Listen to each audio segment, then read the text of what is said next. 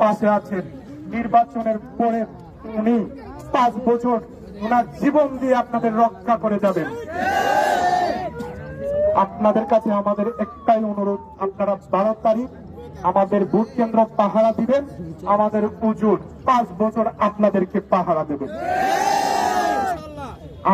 আমি মাধবপুর এবং সোনারঘাটের হিন্দু ভাইদেরকে বলছি, দেখেন চারিদিকে যে গণজোয়ার, আমাদের তাহিরি হুজুরের, আপনাদের মূল্যবান ভোটটা অন্তত পক্ষে নষ্ট করবেন না।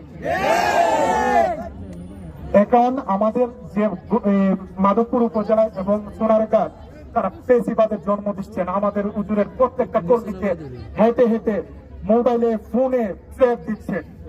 আপনারা পেশিবাদের জন্ম দিচ্ছেন। এই বাংলায় কোন পেশিবাদের স্থান হবে না। আমাদের হুজুরের প্রত্যেকটা কর্মী, তাদেরকে বুলেট না, তাদেরকে পারমাণবিক দিয়েও দামানো যাবে না। তো আমি প্রত্যেককে বলবো, 12 তারিখ আপনারা আপনাদের মূল্যবান ভোটটি আমাদের হিন্দু সম্প্রদায়ের এবং যারা মুসলিম আছেন, আপনাদের অস্তিত্বের লড়াই। আমি ওই দিনও বলেছিলাম, আপনাদের অস্তিত্ব নিয়ে এখন খেলা, নির্বাচনের মাঠ হচ্ছে খেলা।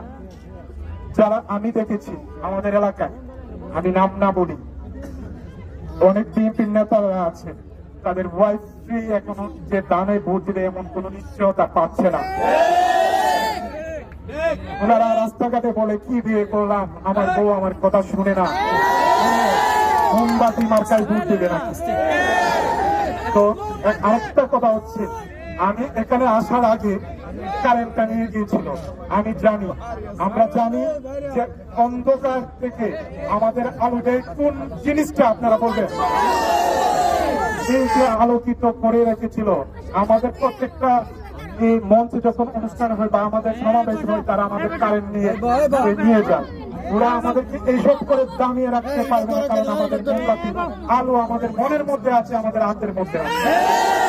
আমি আমার বক্তব্য দীর্ঘায়িত করব না। আমি আমাদের মাধবপুর ও সোনারঘাট যারা হিন্দু সম্প্রদায়ের আছে, তাদের পায়ে হাত রেখে বলছি, আপনাদের মূল্যবান ভোটটা নষ্ট করবেন না। আর যারা সুন্নি জামাতের আছেন, আপনাদের অস্তিত্বের লড়াই, আপনারা আপনাদের মূল্যবান ভোটটি দিয়ে আমাদের তাহিরি হুজুরকে জয়যুক্ত করবেন।